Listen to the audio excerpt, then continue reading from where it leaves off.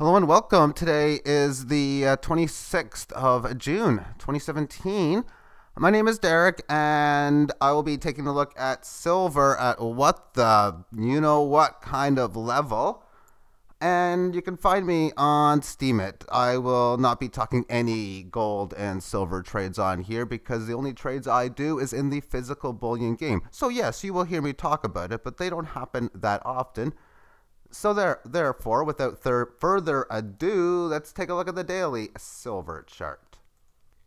And I looked at this about 15 minutes ago, and for the first time in the day, and what came to my mind was what you see on the top. What the? That's what I seen. Okay, obviously breakdown from this 18 average band, and it's had a move already, breaking barely below previous low. And, well, up into this little resistance area, it looks like.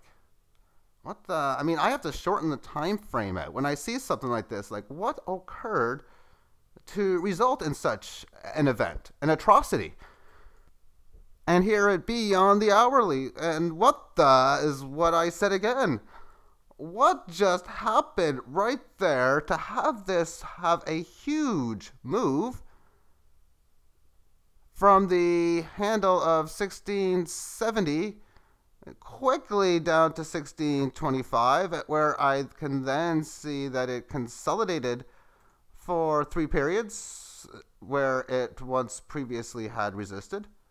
And then once consolidation was done, you can even notice even furthermore that within its individual consolidation that each one of these highs were higher, and then oops, lower high, failed move fast, move upside. And then one decent sized green candle meeting up within the band. And now obviously 2 candles of its consolidation within. So now back into where it was within such. But again, I mean, what happened in here? And I have to shorten the time frame out again. I was on the hourly. Let's take a look at what the 15-minute baby looks like. Actually, the 5-minute one. And here she be again. There's the big move. 1 period. So it happened in under 5 minutes. Oh, we're going to go to the 1-minute time frame. I most certainly have to do that. But since that move, just a perfect sideways consolidation. I almost imagine, and actually I do imagine in my head, a situation like this where, well, we know who's selling it, and they just do it all at once. Boom, push the sell order, short all this at one time, and, well, they accidentally maybe sold a bit more than they wanted to. Maybe they only wanted to sell something about 42 billion, and they accidentally sold 67, and then they had to buy back. Of course, I'm using those sarcastically high numbers because so much more is traded on these markets. Free markets, you know what? Not likely, no. In fact, in the cryptocurrency markets, I see these types of flash moves all the time. And usually what happens when something like this, where they trade like nothing, then all of a sudden someone needs to sell about 10 Bitcoins worth at one time, a market like this will go straight down. But what usually happens is it'll rebound, but not in the middle. It would probably rebound closer to here.